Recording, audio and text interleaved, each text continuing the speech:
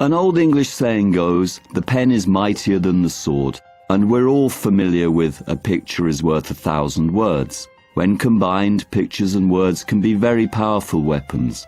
That's why today we will talk about propaganda.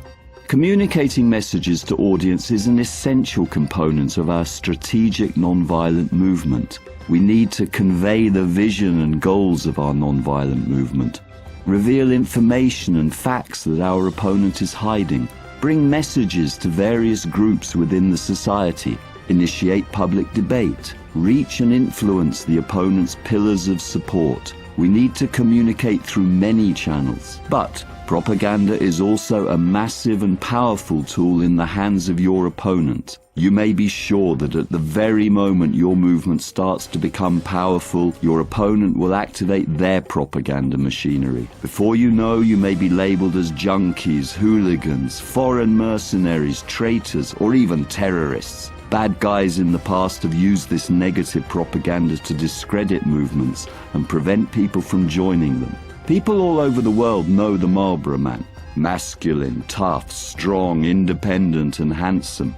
If you smoke Marlboro, you seem to share those features, no? Definitely not. The Marlboro Man died of lung cancer. The Philip Morris Company implemented one of the most successful psychological operations in history by selling us a health-damaging drug advertised through the image of a man purported to depict healthiness and masculinity. It will be just as easy for your opponent to discredit you and your movement. So, besides communicating your messages to the people, you may be challenged to deny your opponent's propaganda. That is why, for example, the activists of the Solidarity struggle in Poland, when faced with lies broadcast by their communist government, instead of denying these lies, just decided to take their TV sets for a walk. Instead of watching state-controlled TV, funny Polish activists were turning a half an hour of main state propaganda show into their own hub of rallying and having fun.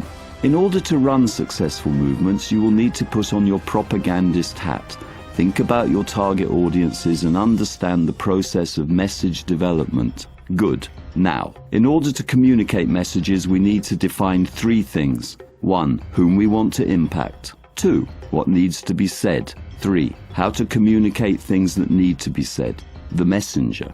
First of all, we need to define what is the target audience by dividing them into 4 groups.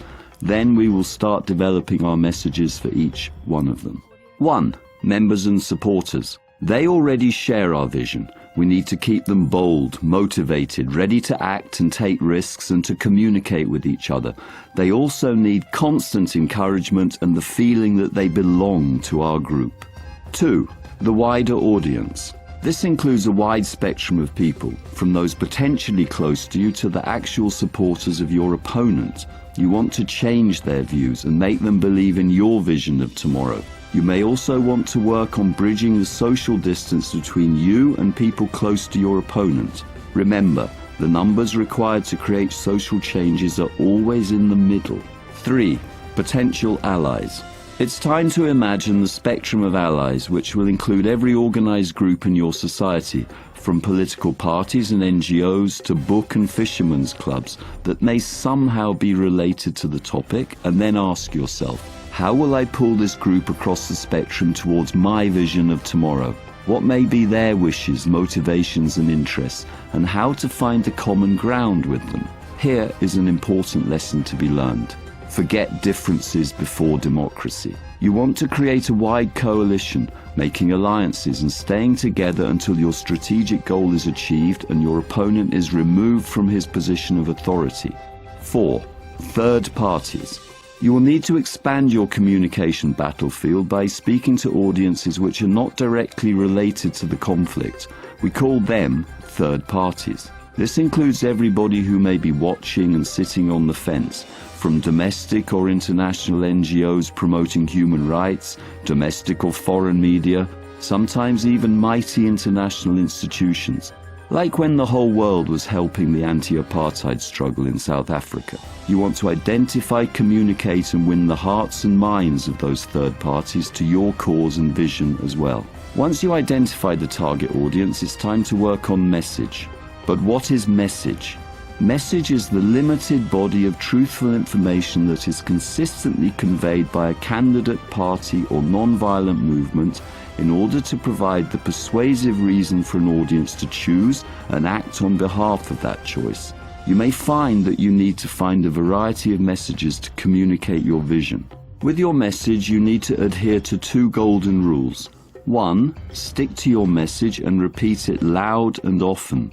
Don't lie, because if our targeted communication loses its credibility, it will become ineffective. At the end, once you've studied your target audience and find your message, it's time to select the messenger. And like in our little clip on tactics of non-violent struggle, you can use many different messengers. You may imagine your message as graffiti, billboards, posters, newspapers, on the internet, sometimes even spread as rumors or word of mouth. But when you are picking the messenger, be sure to accommodate it to your target audience. Who are they? Are they homogeneous or diverse? What are the cultural norms of the population? What are the respected symbols of social values? What's the language they use? What are their expectations?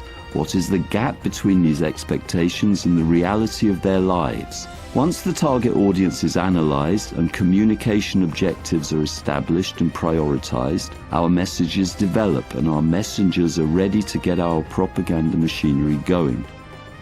Keep it up until we see you again in our next episode. Dilemma, actions, and laughtivism.